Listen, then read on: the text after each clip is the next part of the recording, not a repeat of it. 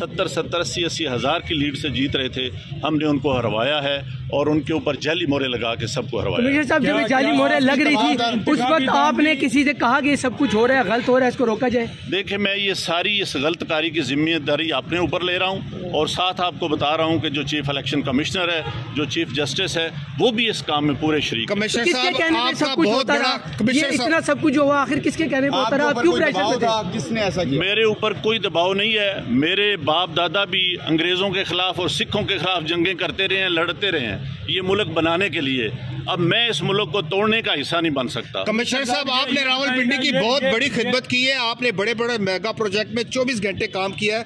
ये बताइएगा कि आपको चीफ इलेक्शन कमीशन दबाव में ला रहा था कि ये करें सारे काम, लोग जीतों को आपने हराया, आपको नींद कैसे आती रही, किस तरह आपका ज़मीर जाग गया? देखिए, मैंने रावलपिंडी के लिए 14-14, 16-16 घंटे काम किया है। मैंने यहाँ रिंग रोड बनाया है, ददोचा डैम बनाया है, होली फैमिली हॉस्पिटल बनाया है, जिमखाना बनाया है, मैंने लारी अड्डे बनाए हैं, मजदूरों के लिए सेंटर बनाए हैं, मंशियात के अड्डे सेंटर बनाए हैं। सब कुछ मैं अपने मुल्क की बेहतरी के लिए करता रहूं, लेकिन आखिर पे मैंने जो इस मुल्क के पेट में छुरा घोंपा है, मुझे वो सोने नहीं देता।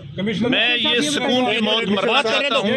मैं जो मैंने जुल्म किया है, मुझे उसकी सजा मिलनी चाहिए और बाकी भी इस जुल्म में जो लोग शामिल हैं, पुलिस भी शामिल है, उनके नाम बताएंगे जो लोग आज यहाँ पर थे, सीनियर अफसरान जो भी थे।